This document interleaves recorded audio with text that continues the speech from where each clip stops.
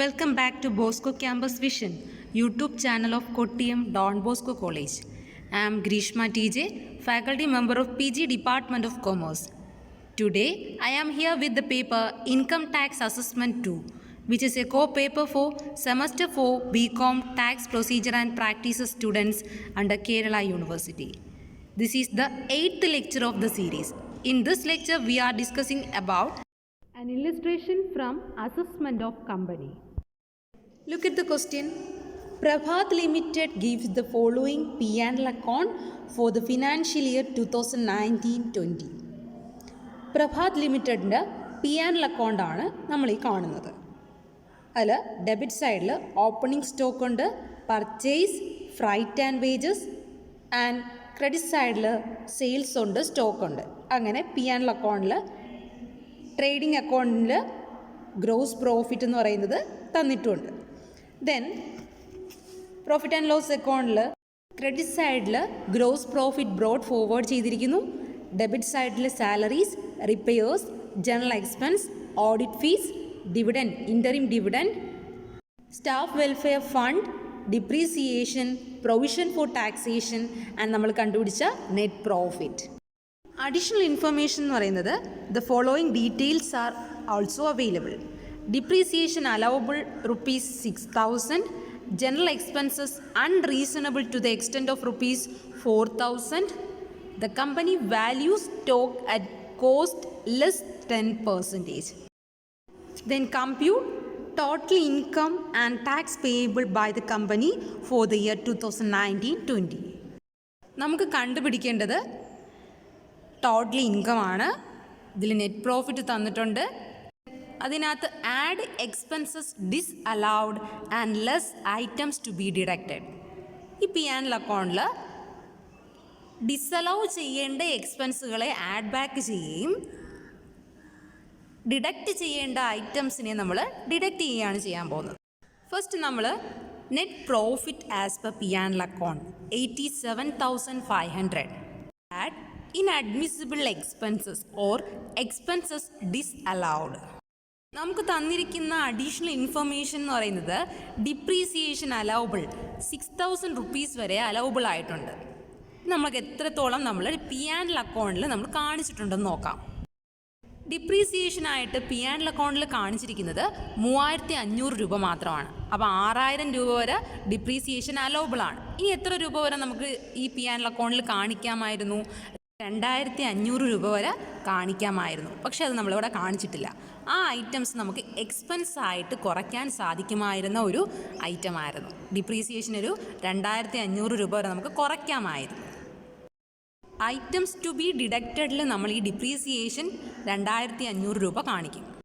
Additional ഇൻഫർമേഷനിൽ അടുത്ത പറഞ്ഞ general expenses unreasonable to the extent of ₹4,000 വരെ അൺറീസണബിൾ ആയിട്ടുള്ളൊരു ജനറൽ എക്സ്പെൻസ് ആണ് കാണിച്ചിരിക്കുന്നത്. അത് ആവശ്യമില്ലാത്തതായിരുന്നു. അതിന് പ്രത്യേകിച്ച് റീസൺ ഒന്നും പറയുന്നില്ല എങ്കിൽ ആ ജനറൽ എക്സ്പെൻസ് ഇൻഅഡ്മിസിബിൾ ആണ്. ₹4,000 നമ്മൾ തിരിച്ച് ആഡ് ബാക്ക് ചെയ്യും. ഇൻ്ററിം ഡിവിഡൻ്റ് ആയിട്ടുള്ള ഫുൾ എമൗണ്ടും നമ്മൾ എവിടെ കാണിച്ചിരിക്കുന്നു? P&L അക്കൗണ്ടിൽ കാണിച്ചിരിക്കുന്നു. ആ എമൗണ്ടും ഇൻഅഡ്മിസിബിൾ ആയിട്ടുള്ള ഒരു ഐറ്റമാണ്. സാലറീസ് അഡ്മിസിബിൾ ആണ്, റിപ്പയേഴ്സ് അഡ്മിസിബിൾ ആണ്. ജനറൽ എക്സ്പെൻസിൽ 4,000 ഇൻഅഡ്മിസിബിൾ ആയിട്ടുണ്ട്, അതിനെ നമ്മൾ ആഡ് ബാക്ക് ചെയ്യും. ഓഡിറ്റ് ഫീ 5,000 അഡ്മിസിബിൾ ആണ്, എടുക്കണ്ട. ഡിവിഡൻഡ്, ഇൻ്ററിം ഡിവിഡൻഡ് 53,000 ഇൻഅഡ്മിസിബിൾ ആണ്. ആ ഫുൾ എമൗണ്ട് നമ്മൾ ആഡ് ബാക്ക് ചെയ്യും. സ്റ്റാഫ് വെൽഫെയർ എക്സ്പെൻസ് എന്ന് പറഞ്ഞ് തന്നിരുന്നെങ്കിൽ നമ്മൾ അഡ്മിസിബിൾ ആക്കുമായിരുന്നു. സ്റ്റാഫ് വെൽഫെയർ ഫണ്ടിലേക്ക് കോൺട്രിബ്യൂട്ട് ചെയ്യുന്നത് അനുവദിക്കാൻ സാധിക്കില്ല. അതുകൊണ്ട് സ്റ്റാഫ് വെൽഫെയർ ഫണ്ട് എന്ന് തന്നിരിക്കുന്ന ₹6,000 നമ്മൾ ആഡ് ബാക്ക് ചെയ്യും. ഡിപ്രീസിയേഷൻ 3,500 കാണിച്ചിട്ടുള്ളൂ. എത്ര വരെ ആവാമായിരുന്നു? 6,000 വരെ ആകാമായിരുന്നു. അഡീഷണൽ ഉള്ള 2,500 നമുക്ക് അതിനകത്ത് എക്സ്പെൻസ് അലൗഡ് ആയിട്ട് കാണിക്കാം, കുറയ്ക്കാം. പ്രൊവിഷൻസ് എമൗണ്ടുകളെല്ലാം തന്നെ നമുക്ക് ആഡ് ബാക്ക് ചെയ്യേണ്ടതുണ്ട്. പ്രൊവിഷൻസ് ഫോർ ടാക്സേഷൻ ₹7,000 നമ്മൾ ആഡ് ബാക്ക് ചെയ്യും. ദെൻ അഡീഷണൽ ഇൻഫർമേഷനിൽ ഒരു കാര്യം കൂടി പറയുന്നുണ്ടായിരുന്നു. The company values stock at cost less 10%. നമ്മുടെ കമ്പനി സ്റ്റോക്കിനെ വാല്യൂ ചെയ്തിരിക്കുന്നത് 10% കുറച്ചാണ് എന്ന് വെച്ചിരുന്നാൽ ഓപ്പണിംഗ് സ്റ്റോക്കും ക്ലോസിംഗ് സ്റ്റോക്കും കാണിച്ചിട്ടുള്ളത് 10% കുറച്ചിട്ടുള്ള സ്റ്റോക്കാണ്. ഓപ്പണിംഗ് സ്റ്റോക്കിനെ നമുക്ക് കുറയ്ക്കുകയും ക്ലോസിംഗ് സ്റ്റോക്കിനെ ആഡ് ബാക്ക് ചെയ്യുകയും വേണം. ദെൻ നമുക്ക് ഈ പ്രോബ്ലത്തിൻ്റെ സൊല്യൂഷൻ എങ്ങനെയാണെന്ന് നോക്കാം. സ്റ്റേറ്റ്മെൻറ്റ് വരയ്ക്കുന്നത് computation of income from business എന്നുള്ള പേരിലാണ്. അതിൽ ഫസ്റ്റ് നമുക്ക് net profit as per P and account, നമുക്ക് തന്നിട്ടുള്ള പി ആൻഡ് അക്കൗണ്ടിൽ നെറ്റ് പ്രോഫിറ്റ് എന്ന് പറയുന്നത് 87,500 നമ്മൾ ഔട്ടർ കോളത്തിലെടുത്ത് എഴുതി.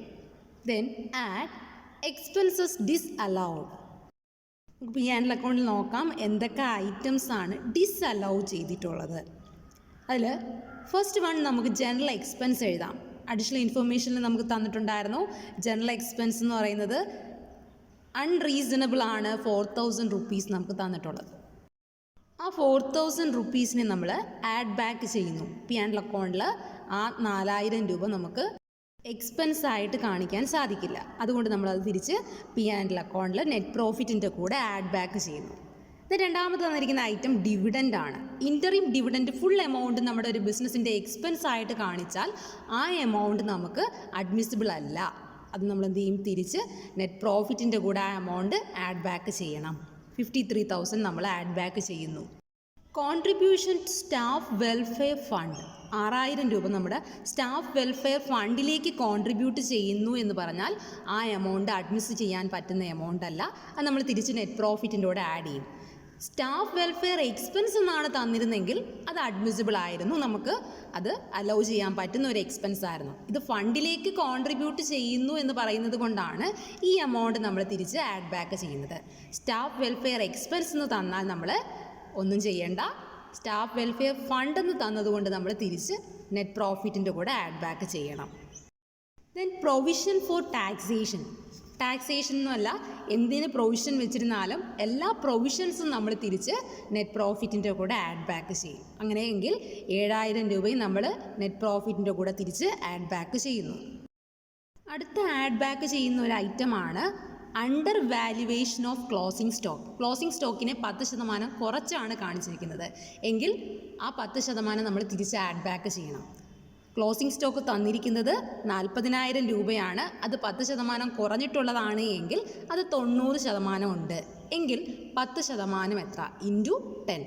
40,000 ഡിവൈഡഡ് ബൈ 90 ഇൻറ്റു 10. 40,000 രൂപയെന്ന് പറയുന്നത് 10% കുറഞ്ഞിട്ടുള്ളതാണ്. അപ്പോൾ 90% വരികയുള്ളൂ. അങ്ങനെയെങ്കിൽ 40,000 90% എങ്കിൽ 10% എന്ന് പറയുന്നത് എത്രത്തോളം ഉണ്ടാവും? ആ 10% നമ്മൾ എവിടെ കാണിച്ചിട്ടില്ല? പി ആൻഡ് അക്കൗണ്ടിൽ കാണിച്ചിട്ടില്ല. ആ പി ആൻഡ് അക്കൗണ്ടിൽ കാണിച്ചിട്ടില്ലാത്ത ആ എമൗണ്ട് നമ്മൾ ആഡ് ബാക്ക് ചെയ്യണം. 4,444 ആണ് ക്ലോസിംഗ് സ്റ്റോക്ക് അണ്ടർ വാല്യൂ ചെയ്ത് വെച്ചിരിക്കുന്നത്. ആ എമൗണ്ട് നമ്മൾ നെറ്റ് പ്രോഫിറ്റിൻ്റെ കൂടെ ആഡ് ബാക്ക് ചെയ്യുന്നു. ദെൻ ഇത്രയും എമൗണ്ടാണ് നെറ്റ് പ്രോഫിറ്റിൻ്റെ കൂടെ ആഡ് ചെയ്യാനുള്ള ഐറ്റംസ്. ഈ 5 ഐറ്റംസ് ആഡ് ചെയ്തപ്പോൾ നമുക്ക് 74,444 കിട്ടി. അത് നെറ്റ് പ്രോഫിറ്റിൻ്റെ കൂടെ ആഡ് ചെയ്തപ്പോൾ 1,61,944 കിട്ടി. ദെൻ കുറച്ച് ഐറ്റംസ് പി ആൻഡ് അക്കൗണ്ടിൽ ഡിഡക്റ്റ് ചെയ്യേണ്ട ഐറ്റംസ് ഉണ്ട്. അതിനെല്ലാം നമ്മൾ എന്ത് ചെയ്യുന്നു? നെറ്റ് പ്രോഫിറ്റിൽ നിന്നും കുറയ്ക്കണം. Less items to be deducted. First one, depreciation not charged.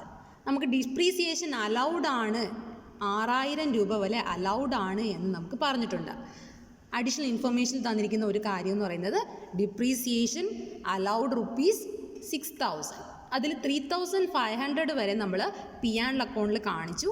ഇനി 2,500 രൂപ വരെ വേണമെങ്കിൽ നമുക്ക് ഡിപ്രീസിയേഷനായിട്ട് എന്ത് ചെയ്യാം? ഈ വർഷം കുറയ്ക്കാം.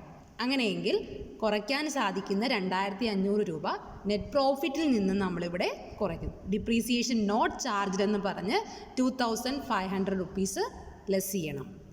ഇത് രണ്ടാമത് പറയുന്നത് under valuation of opening stock. Opening സ്റ്റോക്കിൻ്റെ വാല്യൂവും 10% കുറച്ചിട്ടാണ് കാണിച്ചിരിക്കുന്നത്. ഓപ്പണിംഗ് സ്റ്റോക്ക് 25,000 ആണ്. അത് 90% ഉള്ളൂ എങ്കിൽ ഇൻറ്റു 10% എത്ര? 25,000 divided by 90 into 10, that is 2,778 rupees.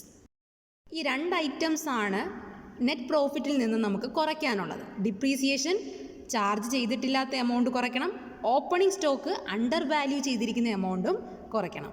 ഈ രണ്ട് എമൗണ്ടും കൂടി ടോട്ടൽ 5278 റുപ്പീസ് നമ്മൾ കുറയ്ക്കുമ്പോൾ നമ്മുടെ ഇൻകം ഫ്രം ബിസിനസ് എന്ന് പറയുന്നത് 1,56,666. ഈ ഇൻകം ഫ്രം ബിസിനസ്സിനെയാണ് നമ്മൾ ടോട്ടൽ ഇൻകം ആയിട്ട് കണക്കാക്കുന്നത്. Income from business being total income rupees 1,56,666.